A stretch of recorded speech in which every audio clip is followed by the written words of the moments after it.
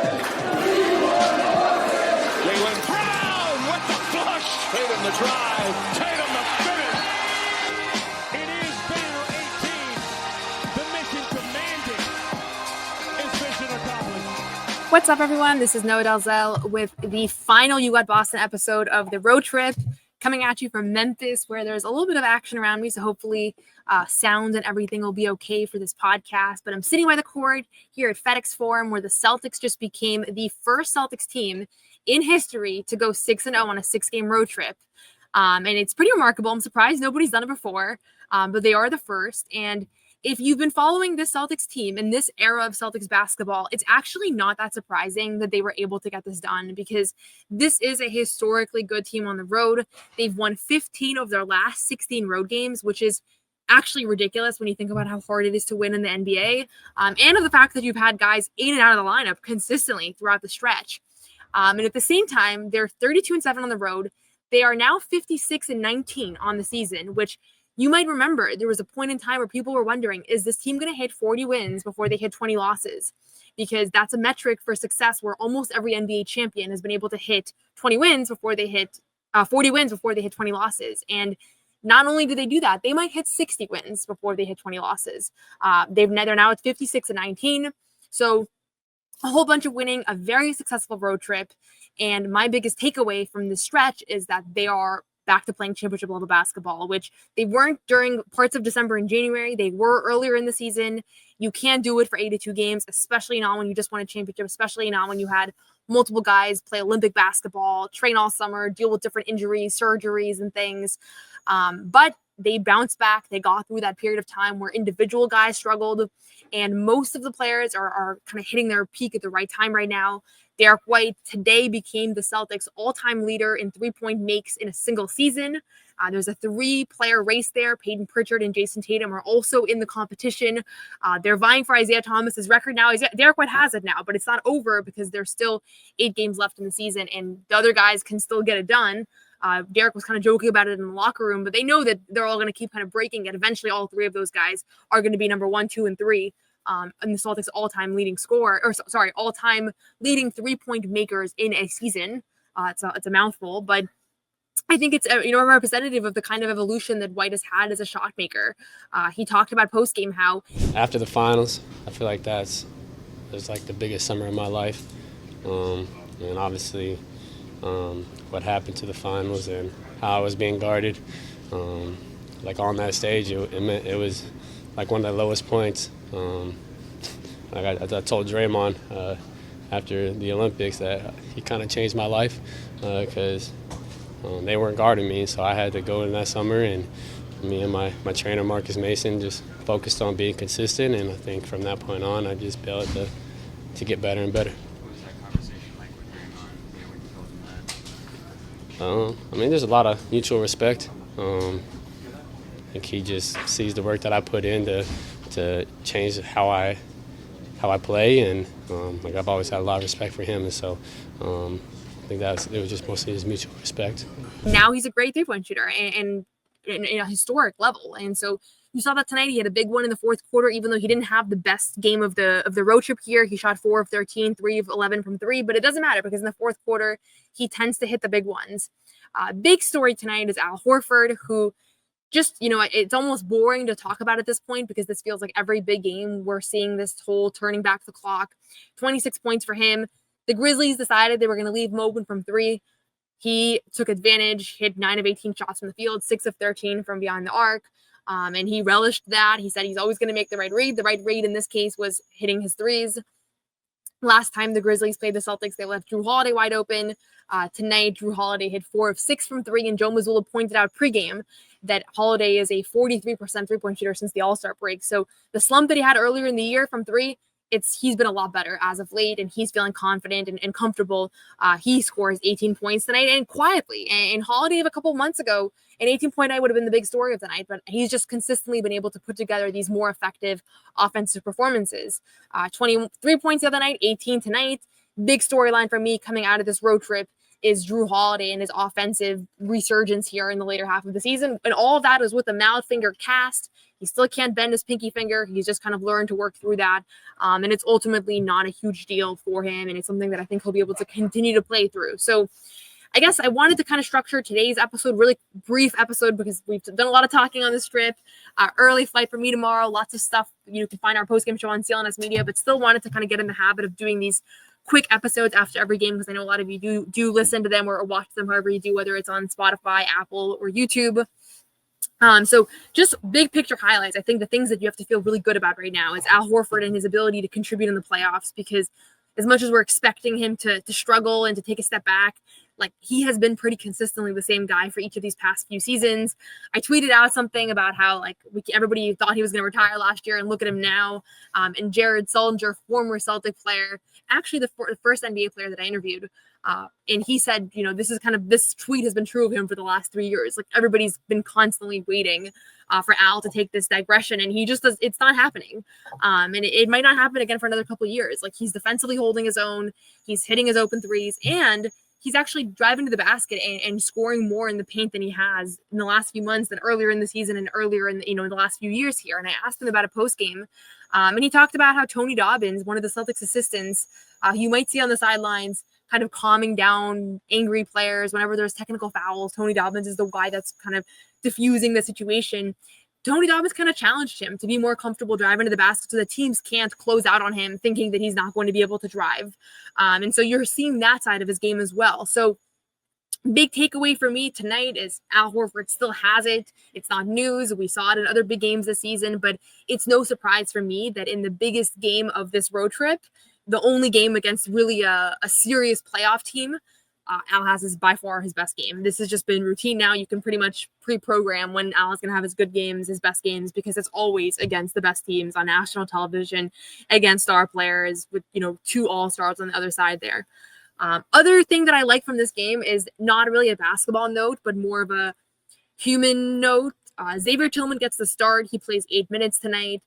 That's a big deal for a couple of reasons. One, it's Tillman's first time back in Memphis, the team that drafted him, where he spent his entire career before he was traded to Boston. We talked to Tillman post-game. He's not somebody we talk to often because he's totally out of the rotation, but he said it meant a lot to him just to be able to see his former teammates. He saw a lot of fans, people that work in the building. Like, this was a heartfelt moment for him. And Joe Mazzulla recognized that and gave him the start. And, you might say, Joe loves winning and he wants to compete, and he could have just slotted Al Horford into the starting lineup the way that he normally does when a guy's out. But he gave Tillman the opportunity, and while the box score is not going to jump out at you, he finishes with 2 points, 0-5 shooting, 3 rebounds. He was a -6. So, nobody's going to say Xavier Tillman had an awesome game tonight. But I think it was an awesome moment for him to get that chance, to get that ovation from the crowd when they introduced him in the starting lineup. There was a nice buzz in the building. His teammates were kind of hyping him up. And he was able to make some impactful plays. He drew a couple fouls on Zach Edey early on, got some rebounds, nothing crazy. Like I said, I'm not going to pretend like he had some all-star performance, but I think when we talk about Joe Mazzulla as a coach, one of the things that I've really appreciated about covering him and kind of getting to know him, and it's not the side of him that you see as a media member. You don't see it in the press conferences, but when you talk to players, you realize how much he values every single guy on the roster and how much he makes an effort to have a relationship with every single guy on the roster. And I think you see that with the star players, with Jason Tatum and Jaylen Brown. And you see that when you're a shoot around in practice and how he goes up to every single player to have a moment, to have a conversation with them. And Xavier Tillman, he's had a tough year. He told us post game he's been dealing with this knee thing. His left knee flared back up. He had surgery over the summer. You might remember he lost his father during the NBA playoffs last year. So from an emotional standpoint, there's a lot to process and kind of go through. So this has not been an easy year for him, totally out of the rotation for most of it. You can tell that he's hobbled. You can tell that he's in pain. And he said that he took some shots earlier this month, and that's helped him a little bit in his recovery. So it was just nice for him to have that moment. And obviously he had some big moments last year in the NBA playoffs, in the NBA finals, hit that big 3-point shot that nobody will ever forget in game 3 that Jaylen Brown found him on the corner. And he might not have to have those moments again during this upcoming playoff run, because right now it seems like other guys have kind of usurped him in the rotation. Luke Cornett's really established himself as the backup big who has been super reliable, dependable this season. But Tillman still matters, and every guy on the team matters. And you have opportunities to show those guys that they matter and to give them their flowers. And tonight was a really low risk way of Joe didn't play him 40 minutes, but he gave him the chance to start both halves and to have his footprint on this game. And I thought that was really cool. And it's not the headline from this game, but it was an undercurrent that I kind of paid attention to. And I also asked Tillman, I thought it was interesting because, everybody talks about being a stay ready guy. He's been a really extreme stay ready guy because he really hasn't played at all. And so I asked him kind of like, what does it actually look like to be like in that stay ready mode? And one of the things that he pointed out is that a lot of what he's doing is not just like physically is to stay warm and all that and make sure that his body is like literally ready to go if he gets called upon. But part of it mentally is also thinking about how he can be impactful. And to him, it's been showing guys like, hey, this guy's doing this, like pointing out different tendencies. And obviously he's a smart player. Like he might have a knee problem, but he's a smart player and he's a good defender because of his instincts, because of his IQ. And so he explained that sometimes in those moments when he's on the bench, like he's noting guys' tendencies and then he's passing out, he's giving out feedback and giving out advice and pointers to players that are on the floor. And that's a way for him to stay locked into the game, but also to actually be helpful as kind of an extension of the coaching staff. So again, not a guy that's gotten a whole lot of media buzz this season because I think people expected him to be more of a contributor than he has been. And I do attribute a lot of that to health and injuries. But thought tonight was just a cool moment that also just represents what kind of coach Joe Mazzulla is and kind of how he prioritizes these guys. And again, some guys have not gotten a chance in a while, but everybody's had moments this season, whether it's Jordan Walsh earlier in the year, Cade has had a bunch of games that he's been impactful in, Torrey Craig even since signing in Boston. You can check out, I wrote an article on Celtics blog about Torrey Craig and his impact and how much he's been enjoying the season, how much he's been enjoying his tenure in Boston, even though he hasn't played a lot and everybody knows that. So you can go down the line. They're not the most important guys on the court, but when you have a locker room of guys, every guy matters and you're kind of as strong as your weakest link, and you don't want to sort of have this feeling of like people are unhappy. And I thought tonight was a way to keep Tillman engaged, kind of show him that he's appreciated and all that. So cool moment there. And I honestly didn't realize that this was his first time back in Memphis since the trade. So it was cool to see him get that chance for sure. PrizePicks is the best place to get real money sports action. With over 10 million members and billions of dollars in awarded winnings, PrizePicks has made daily fantasy sports accessible to all. You just pick more or less on at least 2 players for a shot to win up to 1,000 times your cash. Run your game all season long on PrizePicks. PrizePicks is the best way to get action on sports in more than 30 states, including California, Texas, Georgia, and Florida. PrizePicks is the best place to get real money sports action. Join over 10 million users and sign up today. Sign up today and get $50 instantly when you play $5. You don't even need to win to receive the $50 bonus. It's guaranteed. PrizePicks also offers weekly promotions that can lead to big payouts like Taco Tuesday. Each Tuesday, PrizePicks discounts select players' projections up to 25% to provide even more value for your lineups. This week on PrizePicks, I'm looking at the basketball board and I'm selecting Jason Tatum for more than 29 points and Anthony Edwards for more than 25 points. Download the app today and use code CLNS to get $50 instantly after you play your first $5 lineup. Download the app today and use code CLNS to get $50 instantly after you play your first $5 lineup. PrizePicks, run your game. So I think when I'm thinking highlights from this game, obviously Al Horford stands out. Derrick White setting this 3-point record and just kind of reflecting on his 3-point evolution from going from a guy that Golden State totally ignored to a guy who is now, this is one of his biggest strengths and one of the best 3-point shooters in the league in a lot of ways as far as timely shots, hitting big ones, hitting tough ones. Few can compete with Derrick White's ability to do that. I think those are the highlights. I think the low light or kind of thing that continues to loom is Jaylen Brown's status. He sits out of this one. The knee thing continues to be a kind of a touch and go thing where I think he's missed 5-6 games in March now due to this knee, and he has to play in all but one of the games the rest of the way in order to be eligible for awards. There's a 65-game minimum, and he's dealt with a slew of different things, the shoulder, the hip. So it's something that is kind of, he's at risk of missing that. And I don't know if he'll be all NBA anyways. Joe kind of reflected on wanting him to have that opportunity if you're able to kind of balance everything, and at the same time, recognizing that nobody's going to be completely healthy in the playoffs, but it's about how are you impactful despite that. So I don't think Jaylen's injury is something that's like going to keep him out of the postseason, but certainly he's looked to be in pain at moments during this road trip. And in particular versus San Antonio, I think you could physically see it a couple of times when he landed, like struggling to get back up. And nobody wants that for him from just a human standpoint. And obviously from a basketball standpoint, he's so integral to this team. So as much as I'm super encouraged by this trip, I did the last show mostly on Jaylen and kind of talking about that. And certainly I think it's still front of mind Good thing that he rested today. It looks like the kind of injury that rest really helps. Obviously, rhythm and confidence and mental alignment, all that stuff matters too. So they got a balance of that on the road trip. He played in 3 of the 6 games. Ultimately, had a good game versus Phoenix.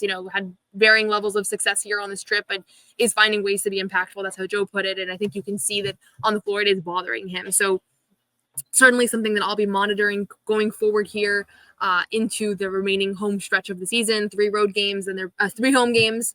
They play the Phoenix Suns, Miami on Wednesday, Phoenix on Friday, and then I think the Wizards come on Sunday, and then they back on the road for a couple of games before closing the season out at home with 2 games against Charles Lee and the Charlotte Hornets. So certainly I think right now you're seeing that things are coming together for this team. You're seeing that the ball movement I thought has just been really phenomenal in March. And I haven't even broken down the advanced analytics. I'm purely going off the eye test. You're not seeing them force the issue. You're seeing the ball find the open player.